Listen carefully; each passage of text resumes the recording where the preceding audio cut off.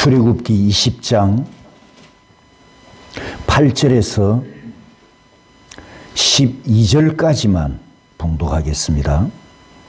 안식일을 기억하여 거룩하게 지키라. 여섯 동안은 힘써 내 모든 일을 행할 것이나 일곱째 날은 내 하나님 여호와의 안식일인즉 너나 내 아들이나 내 딸이나 내 남종이나 내 여종이나 내 가축이나 내 문 안에 머무는 객이라도 아무 일도 하지 말라. 이는 여섯 동안에 나 여호와가 하늘과 땅과 바다와 그 가운데 모든 것을 만들고 일곱째 날에 쉬었음이라. 그러므로 나 여호와가 안식일을 복되게 하여 그날을 거룩하게 하였느니라. 내 부모를 공경하라. 그래야하면 내 하나님 여호와가 내게 준 땅에서 내 생명이 길리라. 아멘.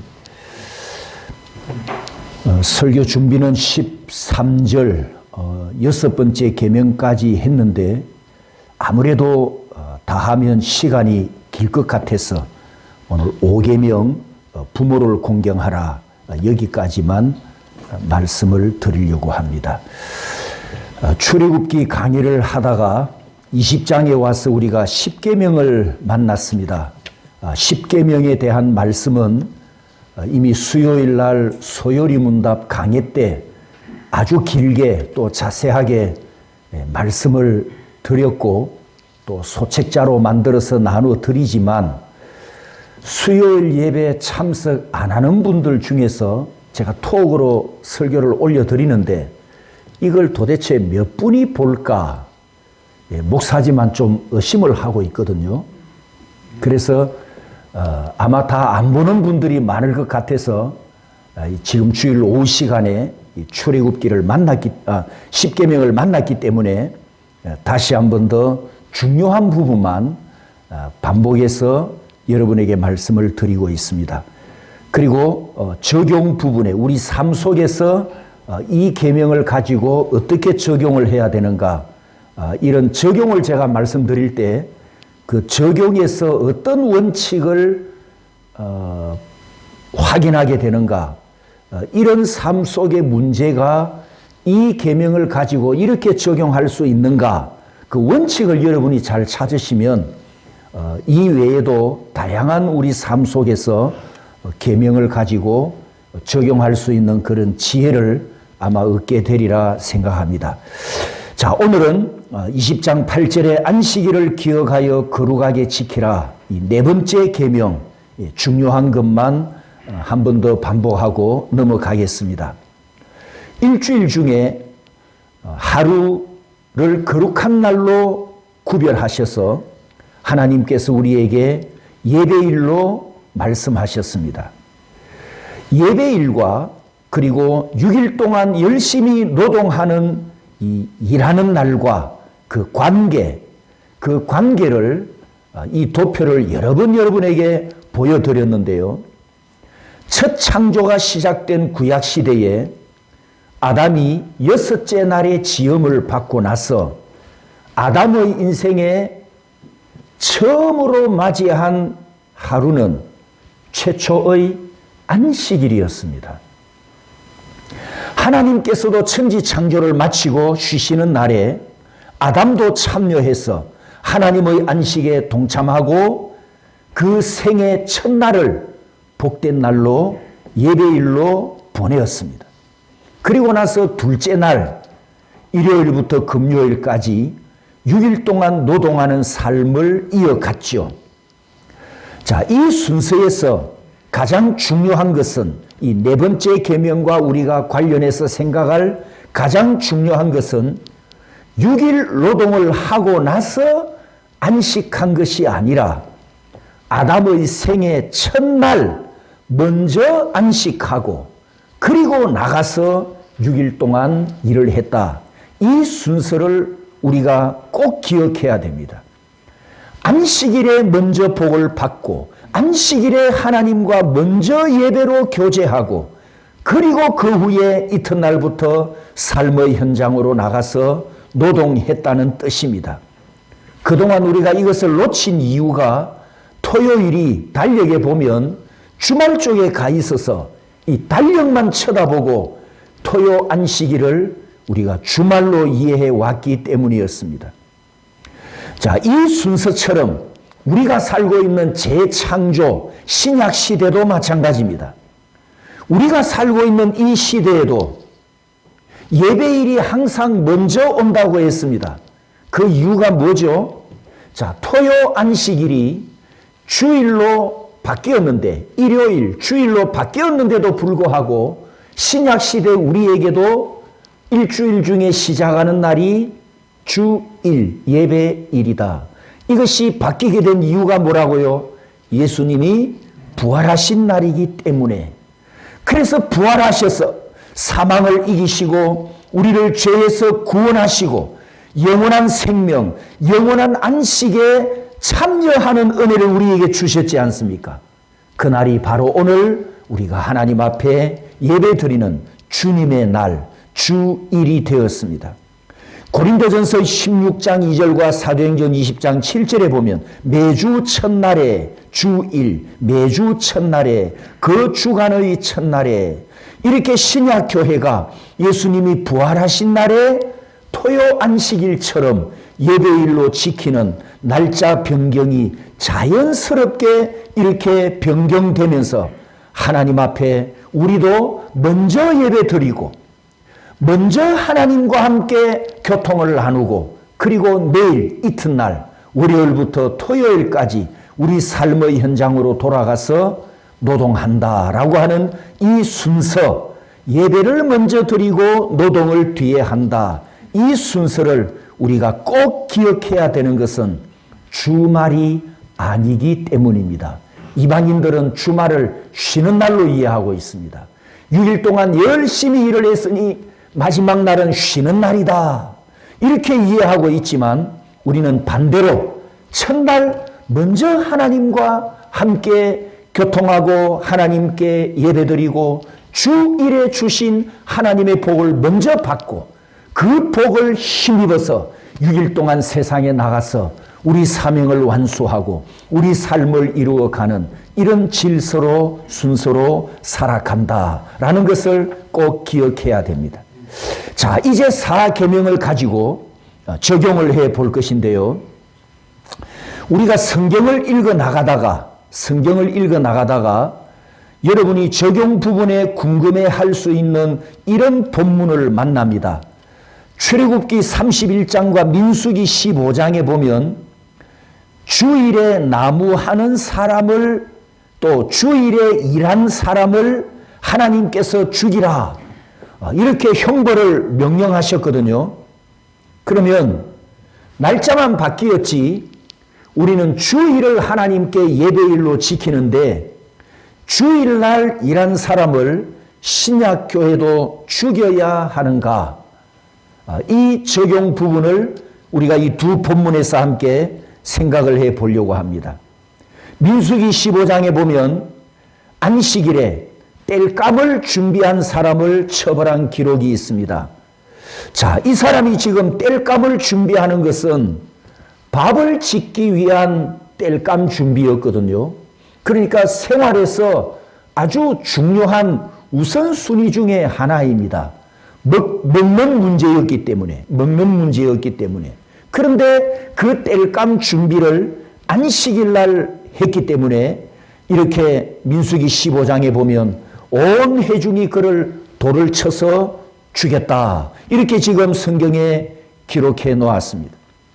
그리고 그 앞에 있는 출애굽기 31장에는 보면 실제로 사건은 일어나지 않았는데 앞서서 하나님께서 안식일을 더럽히는 사람은 모두 죽여라. 그렇게 말씀하셨어요.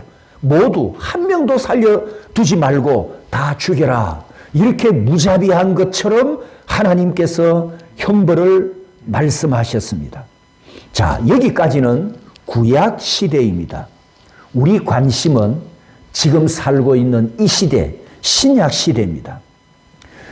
구약 폐기론자들 아시죠? 구약은 성경에서 빼도 된다. 지금 신약 시대니까 구약 성경은 아무런 필요가 없다. 구약 성경은 우리에게 더 이상 권위가 없다. 이렇게 말하는 구약 폐기론자. 다른 말로는 율법 폐기론자라고도 말할 수가 있습니다. 그들은 이 십계명을 지키느냐 못 지키느냐가 아무런 문제가 되지 않습니다. 왜냐하면 신약 시대는 구약을 지킬 의무가 없다, 이렇게 해석하고 주장하기 때문입니다. 그러나 우리에게는 율법이 예수 그리스도를 통해 성취되면서 7번째 계명과 8번째 계명의 의미와 정신을 예수님께서 산상수훈에서 더 따라서 합니다. 강화시켜 주신 말씀 기억나죠? 살인하지 말아라. 예수님은 뭐 해도 살인이라? 미워만 해도 살인이다. 간음하지 말아라. 무엇만 해도? 마음의 음욕만 품어도 이미 간음했다. 예수님은 이 계명의 의미를 신약 시대에 와서 더 강화시켜 주셨단 말이죠.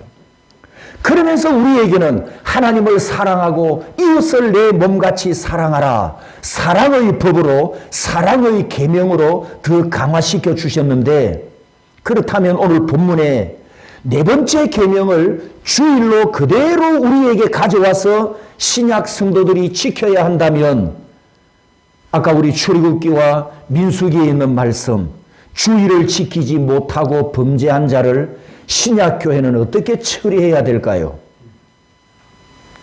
구약 시대처럼 이 시대에도 돌로 쳐서 죽여야 할까요? 여러분 의견은 어떻습니까? 대답하기가 곤란하죠? 그래서 이제 제가 해석을 해드리려고 하는 겁니다. 이 적용을 이 시대는 어떻게 할 것인가? 안식일 계명은 종교 의식법이 아니고 영원한 도덕법이라고 했습니다.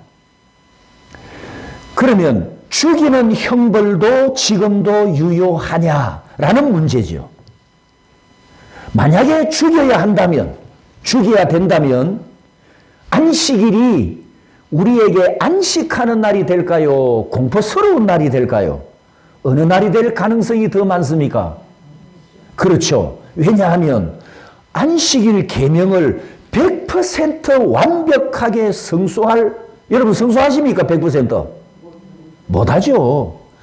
성경에 이런 죄가 있죠. 알고도 짓는 죄가 있지만 모르고 짓는 죄를 뭐라고 합니까? 부지 중에 범한 죄다. 이런 제목도 있거든요. 모르고 짓는 죄. 우리는 그것을 실수라고도 이야기합니다만, 아무튼 하나님은 실수도 안 통하시잖아요. 실수라고 봐주는 하나님이 아니시거든. 그러면 목사인 저도 부지 중에 안식일 계명을 범할 수 있단 말이죠.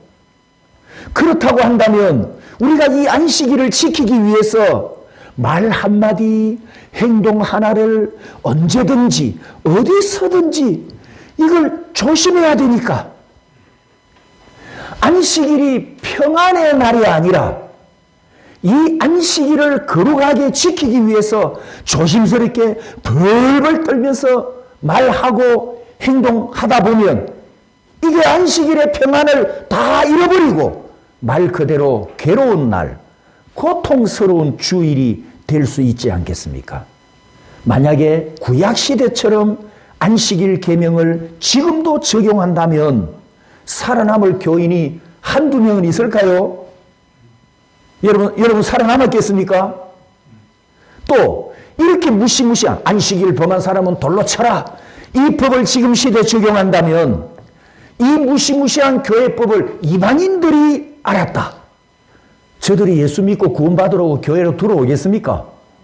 아이고, 나도 잘못하면 저것들처럼 죽겠네. 돌에 맞아 죽겠네. 그러면 이 무서워서, 교회가 무서워서 교회를 더 멀리할 것 같지 않습니까? 자, 이와 같은 관점에서 우리가 봐야 할 또 한 구절이 있습니다. 출애굽기 21장 15절에 자기 아버지나 어머니를 치는 자는 반드시 죽일지니라. 이 사람은 지금 오계명을 범한 사람이거든요. 오계명을 범한 자도 죽여라. 그러면 이 시대에도 이 계명도 우리가 적용을 해야 됩니까? 현대사회에서 자식이 자기 부모를 학대하는 사례와 유서를 자주 듣고 있습니다. 그들 중에는 아마 그리스도인들도 있을 것인데, 성경대로 한다고 하면 부모를 학대한 그 자녀들을 교회에서 사형시켜야 되거든요. 교회에서 사형을 시켰다. 그러면 어떤 결과가 나타날까요? 목사와 책임자가 살인죄로 대한민국 경찰에 체포되겠죠. 그러면 우리가 이제 구약시대 사형제도를 신약교회는 어떻게 받아들여야 하느냐라는 답을 드립니다. 우리가 나중에 보겠지만 출애굽기 21장과 22장에 넘어가 보면 여러 법들이 선포되는데 남종과 여종에 대한 법, 사형집행법, 손해배상법, 그리고 인간관계 등에 대한 여러 법들이 말씀됩니다. 이 모든 법을 따라서 합니다. 시민법이라고 분류를 합니다. 구약시대 시민법이기 때문에 신약교회와 현대국가에서 똑같이 적용할 수가 없다는 이야기죠. 그 이유가 뭘까요? 신약시대는 구약 이스라엘처럼 전 국민이 다 하나님을 경외하는, 따라서 합니다. 신정국가가 아니기 때문입니다. 자, 율법의 세 가지 기능을 다시 한번 기억해 보십시오. 세 가지 기능 따라서 합니다. 의식법, 도덕법, 시민법. 이 세 가지가 있지 않습니까? 그러면 주의를 거룩하게 지키라는 무슨 법이 되죠? 계명이니까 도덕법에 해당합니다. 주의를 범한 자를 돌로 쳐서 죽이라는 명령은 아까 무슨 법이라고요? 시민법이라고 했지 않습니까? 안식일을 지켜야 하는 것은 도덕법이지만 범죄자를 사형시키는 것은 국가가 시행할 시민법에 속합니다. 아까 구약시대 이스라엘은 무슨 국가였다고요? 신정국가. 다시 말씀드리면 구약의 율법이 이스라엘 나라 헌법이었기 때문에 구약 이스라엘은 두 가지 공동체 의미를 다 갖고 있습니다. 교회 공동체인 동시에 국가 기능도 갖고 있었단 말이죠. 국가가 교회고 교회가 국가입니다. 그래서 이 율법, 하나님께서 말씀하신 율법을 교회에서도 지키고 국가에도 적용을 하고 국가도 율법을 가지고 국가 백성들을, 이스라엘 백성들을 다스려가는 신정국가였지만 신약교회는 신정국가가 아니기 때문에 시민법을 그대로 가져와서 구약처럼 적용할 수가 없다는 것입니다. 그렇다고 한다면 신약시대는 자녀들이 부모를 학대하고 또 네 번째 계명에 자유롭게 불순종해도 된다는 뜻입니까? 그건 아니죠. 아까 무슨 법이라고요? 주의를 지키는 것은 도덕법. 하나님께서 우리에게 도덕법으로 명령하셨단 말이죠. 안식일을 거룩하게 지키라. 그런데 예수님은 여기다 뭘 덧붙였다고요? 예수님은 뭘 덧붙여 주셨죠? 하나님을 사랑해라. 네가 하나님을 사랑한다면 주일날 뭐 해야 된다고요? 예배 드려야 된단 말이죠. 하나님을 사랑한다면. 그래서 구약의 시민법을 신약교회에 가지고 올 수 없다고 해서 이제 우리는 형벌없다. 심판받는 거 없다. 사형당하는 거 없다. 그러면서 이 법에 대해서 면책을 받거나 자유롭거나 법을 어겨도 된다. 그런 의미가 아니라는 것입니다. 신약교회에도 성경 말씀과 교회 정치로 권면하고 벌을 내리고 징계하는 권징이 있습니다. 만약에 고의적으로 죄를 범한다든지 또 회개하지 않는다든지 우리 교회 공동체에 어떤 죄를 갖고 들어온다든지 공동체의 거룩을 깨뜨린다든지 또 고의적으로 주의를 못 지킨다든지 고의적으로 계명을 범한다든지 그러면 권면을 하잖아요. 그렇게 하지 마십시오. 성도여 정신 차리고 신앙생활을 잘 하십시오. 당신의 모든 죄를 청산하십시오. 이렇게 권면을 하는데 그 권면을 받고서도 만약에 돌이키지 않는다면 마지막 최종적으로는 출교라고 하는 이런 최고의 벌을 신약교회도 내린다라는 것을 우리가 기억하고 중요한 것은 지키느냐 안 지키느냐 이걸 가지고 법을 법적으로 따지는 문제가 아니라 아까 예수님께서 말씀하신 하나님을 사랑한다면, 진정으로 하나님을 사랑한다면, 진정으로 이웃을 내 몸처럼 사랑한다면 이 사랑의 법에 의해서, 사랑의 계명에 의해서 십계명은 우리에게 무거운 법이 아니라, 괴로운 짐이 아니라 기쁘고 감사하고 즐거움으로 하나님께 순종하고 실천할 수 있다라는 것을 우리가 기억해야 됩니다. 다섯 번째 계명입니다. 내 부모를 공경하라. 이 5계명은 지난 시간에 말씀드린 것처럼 긍정적인 명령, 명하는 것과 부정적인 명령, 금하는 것, 이 두 가지를 나누어서 살펴보겠습니다. 부모를 공경하라는 다섯 번째 계명은 권위와 질서에 대한 명령입니다. 여러분, 우리 하나님도 질서의 하나님이시라는 걸 아시죠? 우리가 평화를 많이 이야기를 합니다. 국가 간에 전쟁이 일어나는 걸 두고도 평화, 또 가정에 혹은 싸움이 일어나면 부부끼리 싸운다, 형제 자녀들끼리 서로 싸운다, 이럴 때에도 평화, 이런 평화를 우리가 많이 강조합니다. 어디든지 어떤 공동체든지 단체든지 평화를 이루려면 반드시 전제되는 게 있습니다. 전제. 뭐가 이루어져야 평화가 옵니까? 질서란 말이죠. 질서. 질서가 깨어지면 평화도 깨어집니다. 질서가 깨어지는 곳에서 평화를 기대할 수가 없죠. 그래서 우리 하나님께서도 질서의 하나님이시고, 하나님께서 우주 만물을 만드실 때에도 이 질서 있는 유지, 질서 있는 관계, 모든 만물이 질서 있게 존재하도록 하나님께서 만드셨습니다. 그렇기 때문에 우리가 지금 이 자연에서 살아가고 있는 거죠. 만약에 이 창조 세계에 모든 만물의 질서가 깨어져 버리면 우리에게는 큰 재난이 된다는 것을 우리가 잘 알고 있지 않습니까? 그런데 이제 이 다섯 번째 계명과 관련해서 우리가 살고 있는 이 현 시대 정신, 따라서 봅니다. 시대 정신. 지금 우리가 살고 있는 이 시대 정신 중에 무너져 가고 있는 안타까운 게 하나가 바로 권위가 무너져 가고 있습니다. 이 권위가 무너지는 여러 가지 이유가 있겠지만 제가 말씀드리고 싶은 것은 권위와 권위주의가 구분되지 않고 뒤섞이면서 모두가 존중하고 지키고 보존해야 될 이 권위마저 무너져 버리는 시대가 되는 게 참 안타깝습니다.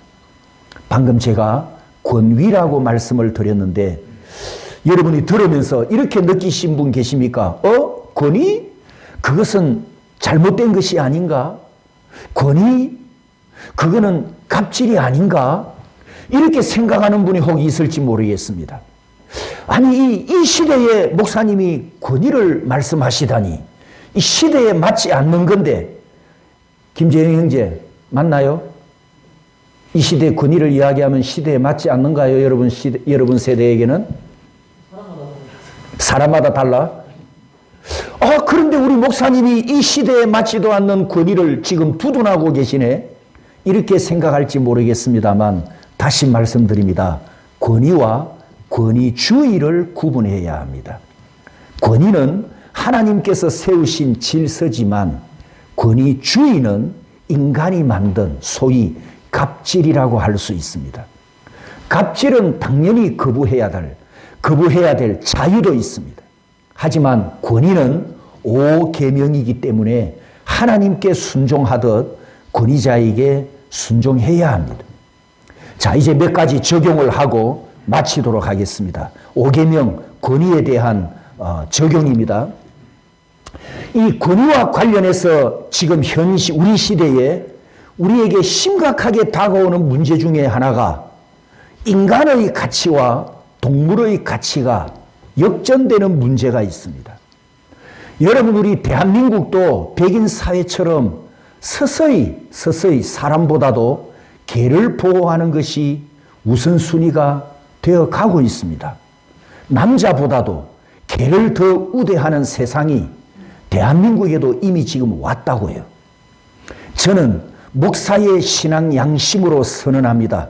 이것은 반드시 하나님의 저주를 자초하는 악한 행위입니다. 가정에서 짐승을 키울 수 있습니다. 애완동물 얼마든지 키울 수 있습니다. 그것은 하등의 문제가 없습니다. 다만 제발 사람보다 더 사랑하지 말고, 자기 부모보다 더 사랑하지 말고, 자기 남편과 자기 아내보다 더 사랑하지 말고, 애완동물을 키우되 여러분 사람보다 더 우대하지 마시기 바랍니다. 짐승을 인격화하는 것은 물건을 신격화하는 우상숭배와 같은 죄가 된다는 것을 늘 우리는 염두에 두어야 합니다. 지난 주일 오후에도 말씀드렸습니다만 구약교회가 5번째 계명을 첫째 돌판에 넣은 이유가 뭐라고 했습니까? 성경에서 무게가 가장 많이 나가는 단어가 카바드, 우리가 하나님께 올려드리는 영광인데 부모를 공경하라, 부모를 카바드하라, 이렇게 같은 단어를 썼기 때문에 구약 성도들은 5번째 계명을 하나님을 경외하는 것과 같은 수준에 같은 무게에 올려놓는 그런 권위를 부여했다는 것을 우리가 유의해야 합니다. 또 다른 적용입니다. 페미니즘, 요즘 페미니즘을 여러분이 혹시 들어보셨겠지만 이 페미니즘의 정신, 그 정신의 핵심이 뭐냐 하면 권위와 질서가 남자와 여자가 동등하기 때문에 여자 권위가 지금보다 더 확대되어야 한다, 이런 내용입니다. 이게 가장 중요한 핵심입니다. 남자와 여자의 인격과 존재의 차별을 두고 남성이 우월하다, 남성이 더 우위에 있다, 이런 남성 우월주의는 비성경적인 것이기 때문에 마땅히 비판을 받아야 하고 그것은 시행되어서는 안 됩니다. 하지만 남자와 여자의 권위와 질서는 하나님께서 만드실 때부터 창조 원리와 창조 질서를 따라 차이가 있단 말이죠. 여러분, 앞에 제가 말씀드린 사람의 권위와 동물의 권위가 같지 않죠? 사람의 위치와 동물의 위치를 같이 놓으면 안 된단 말이죠. 그 질서가 하나님의 창조 질서에 따라서 하늘과 땅 차이잖아요. 그것과 같이 남자와 여자의 권위와 남자와 여자의 질서도 하나님께서 각각 다르게 만드셨어요. 다르게 배치시켜 주셨어요. 이것은 하나님께서 정하셨고 성경에 말씀하셨기 때문에 우리가 뒤집을 수가 없는 겁니다. 차이가 있기 때문에 무시하면 안 되고 차이가 있지만 서로 존중해야 합니다. 남자의 권위와 역할이 하나님께 순종하고 있듯이 여자의 권위와 역할도 동일하게 하나님께 순종하는 것입니다. 하나님께서 각각에게 주신 고유한 영역이 있으니 타인의 영역을 힘으로 누리려 하거나 그 영역을 침해하면 안 된다는 것을 우리가 기억해야 됩니다. 그러므로 남성들이여 자신의 위치와 영역에서 하나님께 감사하면서 타인의 영역을 존중하십시오. 여성들이여 자신의 위치와 영역에서 하나님께 감사하면서 타인의 영역을 존중하시기 바랍니다. 이것이 5번째 계명을 지키며 순종하는 삶입니다. 며칠 전에 있었던 또 한 가지 사례를 가지고 적용을 드려보겠습니다. 여러분이 이 적용을 통해서 이 5계명의 원칙을 여러분이 하나 발견하게 될 건데요. 며칠 전에 파주시장이 수개월 동안 황제 수영 강습을 받았다, 이게 뉴스에 오르면서 구설수가 되었었습니다. 혹시 아시나요? 잘 모르십니까? 무슨 이야기냐 하면 파주시장이 파주시청에서 운영하는 수영장에서 사람들이 아무도 없는 자기 홀로 수영 강습을 받았다고 해서 황제 강습을 받았다, 이제 이런 별명이 붙었습니다. 이게 이제 왜 문제가 됐냐 하면은 그 시간이 그 수영장을 청소하는 시간이었어요.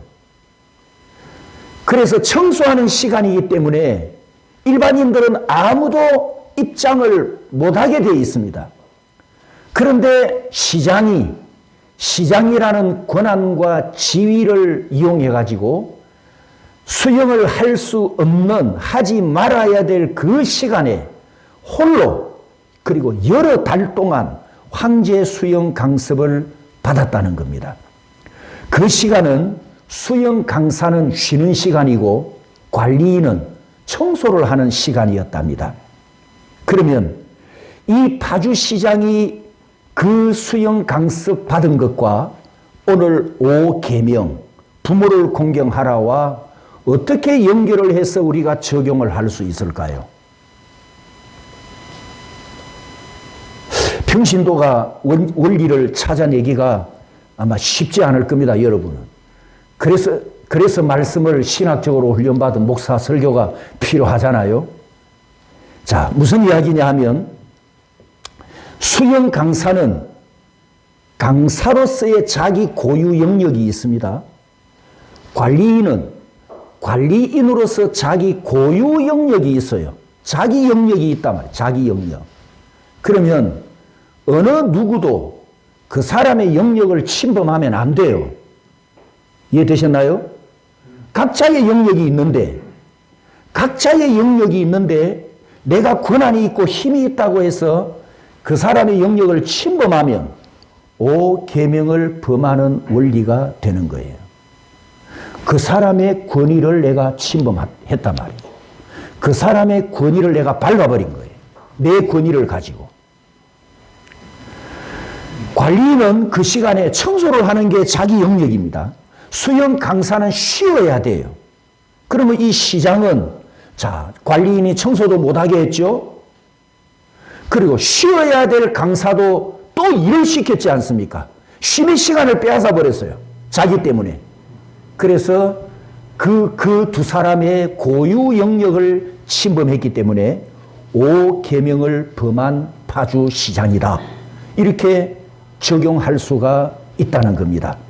그래서 5계명을 가지고 우리 삶 속에 사람과의 관계, 조직 속에서 어떤 사람과의 관계, 직분과 직분의 관계에 적용을 해보면 우리 그리스도인들은 어떻게 이 5계명을 가지고 사람과 관계를 맺어가야 되는가? 그 조직 속에서 내 영역을 침해받지 않고 타인의 영역도 침해하지 않으면서 어떻게 질서 있게 평화를 이루고 질서 있게 조화를 이루어 갈 수 있는가? 이 지혜를 얻을 수가 있습니다.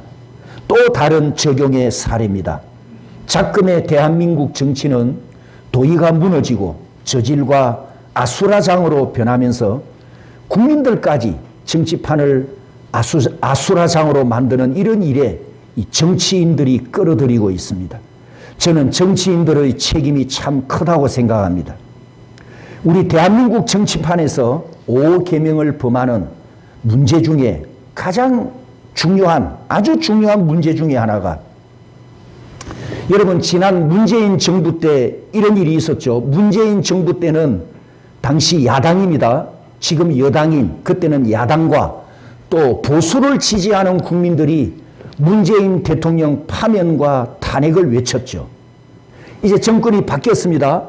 윤석열 정부가 들어서고 나서는 현재 야당과 진보와 또 좌파 성향을 가진 사람들이 윤석열 대통령 파면과 탄핵을 외치고 있습니다. 자, 이 부분을 두고 5계명을 가지고 우리가 어떻게 적용할 수 있을까요? 대통령을 탄핵하고 대통령에게 파면을 하려면 대한민국 헌법으로 대통령이 구체적으로 뭘 잘못했는지 유죄 판결이 난 근거가 있어야 한단 말이죠. 유죄 판결을 받은 근거가 있으면 그 근거를 가지고 파면 대상이 되는지, 죄목이 되는지, 탄핵 죄목이 되는지 그걸 법리적으로 따져서 시행하면 되는 거예요. 요구할 필요도 없고. 그런데 그건 다 덮어두고 지금 이렇게 막 데모를 하면서 외치는 사람들은 뭐라고 합니까? 덮어놓고 무조건 그 직에서 내려오라 이거잖아요. 그 직에서 내려오라 이렇게 요구하는 것은 권세자를 세우신 하나님의 질서를 깨뜨리는 행위이고 5계명을 범하는 죄가 됩니다. 우리 그리스도인들은 그런 표현을 쓰면 안 된다는 이야기입니다.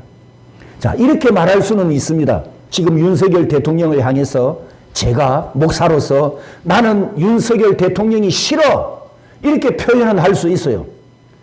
대통령이 싫어 이렇게 할 수는 있지만 대통령직에서 내려오시오 이렇게 요구는 못한다는 거예요. 그 사람은 싫다라고 표현할 수 있지만 그 직분에 대해서는 근거 없이 이유 없이 유죄 없이 요구하는 것은 하나님의 권위를 침해하는 죄가 됩니다.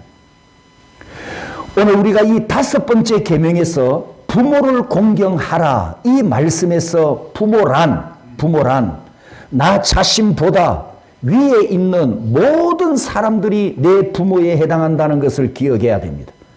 나보다 나이가 많든 직위가 높든 계급이 높든 직급이 높으면 내게 모두가 다 부모입니다.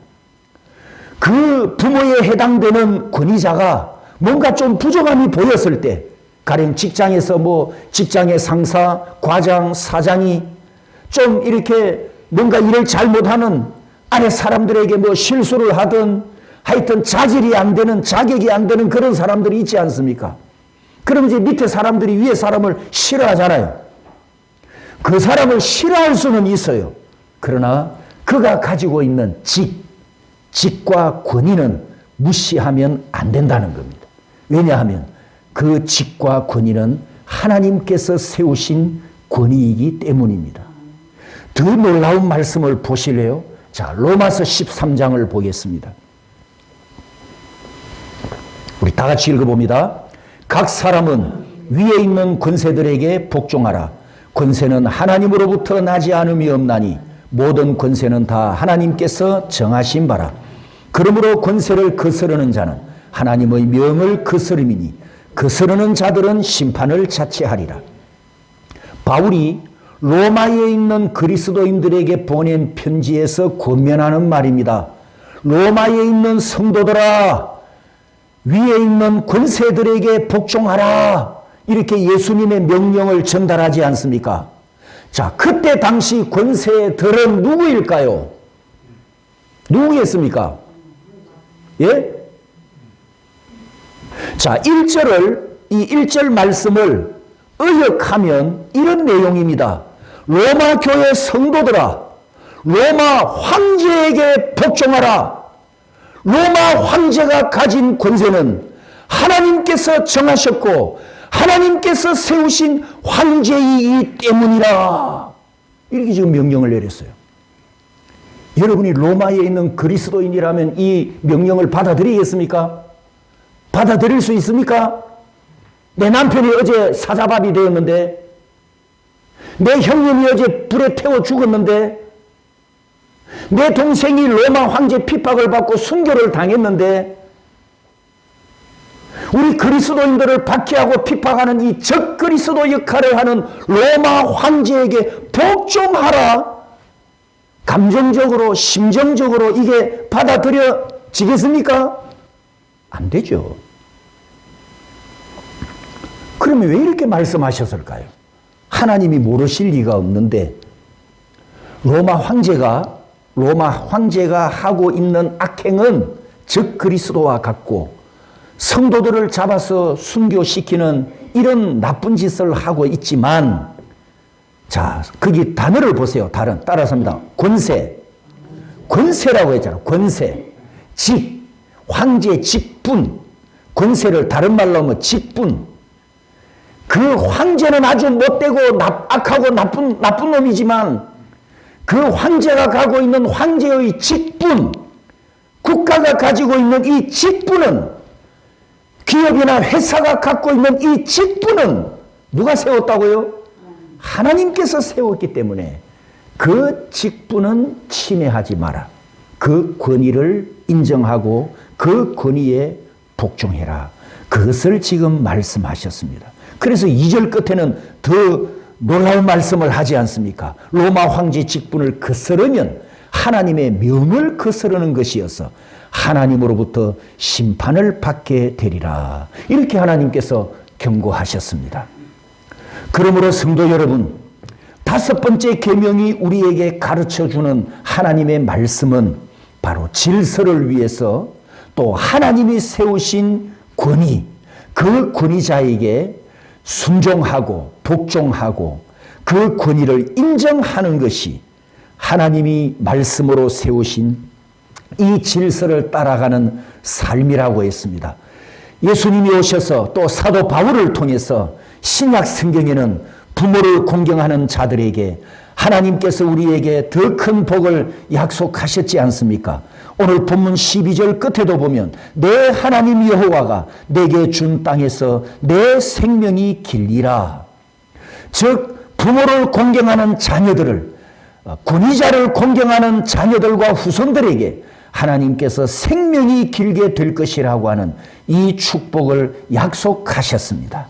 하나님께서 우리를 불러주셨고 세워주셨고 맡겨주신 여러 가지 역할들이 있습니다. 교회에서, 가정에서, 직장에서, 사회에서 여러 관계 속에 여러분이 갖고 있는 그 직분과 또 다른 사람들이 갖고 있는 그 직분의 관계가, 질서가 이루어지고 그 권위를 서로 존중하고 그 권위를 인정해서 하나님께서 약속하신 모든 복을 우리 자녀들도 후손들도 다 받는 저와 여러분들이 되시기를 주님의 이름으로 축복합니다.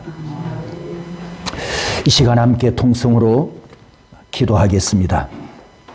오늘 우리에게 주신 말씀은 4계명과 5계명 말씀입니다. 사람과의 관계든 하나님과의 관계든 가장 중요한 것은 우리가 하나님의 얼굴 앞에서 이 계명들을 지키고 순종해야 한다는 사실입니다. 사람에게 순종하듯 하나님에게 순종하듯 동일하게 우리는 하나님의 얼굴 앞에 서 있습니다. 오늘 하나님께서 주신 이 말씀을 가지고 하나님께 영광을 올려드리는 우선순위로 살고 하나님께서 세우신 질서, 하나님께서 세우신 권위를 인정하며 순종하며 질서 있게 살아가는 삶이 되게 해 주시옵소서.